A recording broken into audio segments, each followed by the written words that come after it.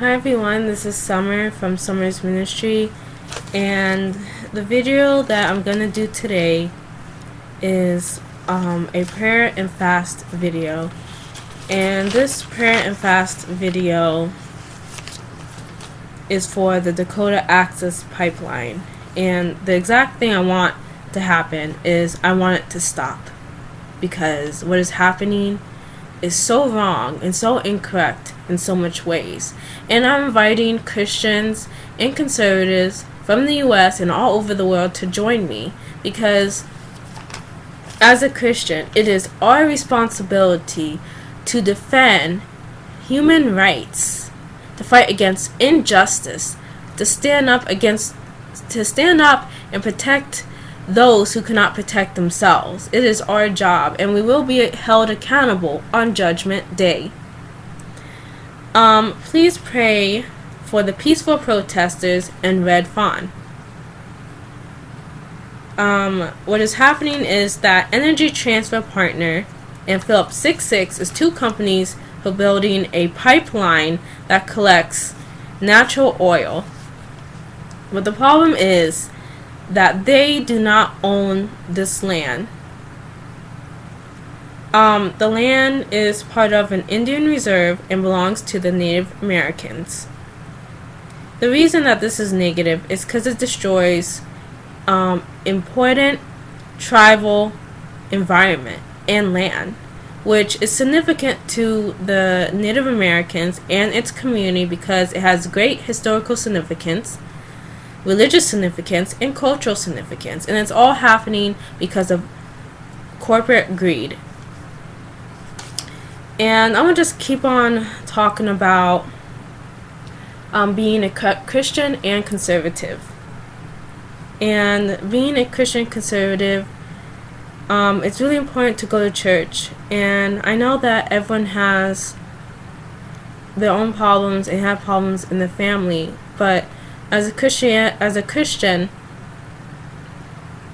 we have to learn that even though we have a personal relationship with God, and even though our individual spiritual growth is really important, we have to live united as a community, because God ordains us. He gives us an order.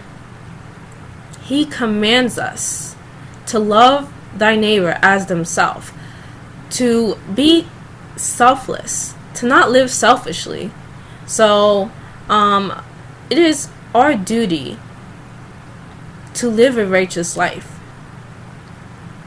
to fight against injustice, to help those around us, because that's the only way we can be blessed. People want a blessed country, but they don't want to preserve and protect the commandments of God. They don't want to, things just are not automatically given to us. We live in a free country, and that's a blessing from God. But any day, because people choose to live in sin, or people simply don't care, it can be taken away any day. So it's super important that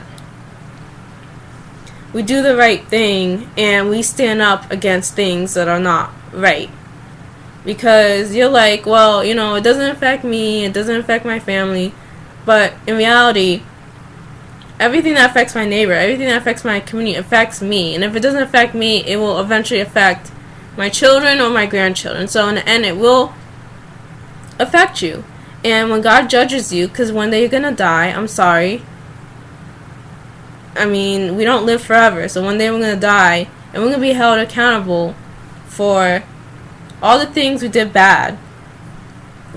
All the things we did good, and all things that we didn't do. Because if God knows that you could have done something and you didn't do it, then that means less rewards for you. You couldn't even possibly lose your salvation, your place in heaven.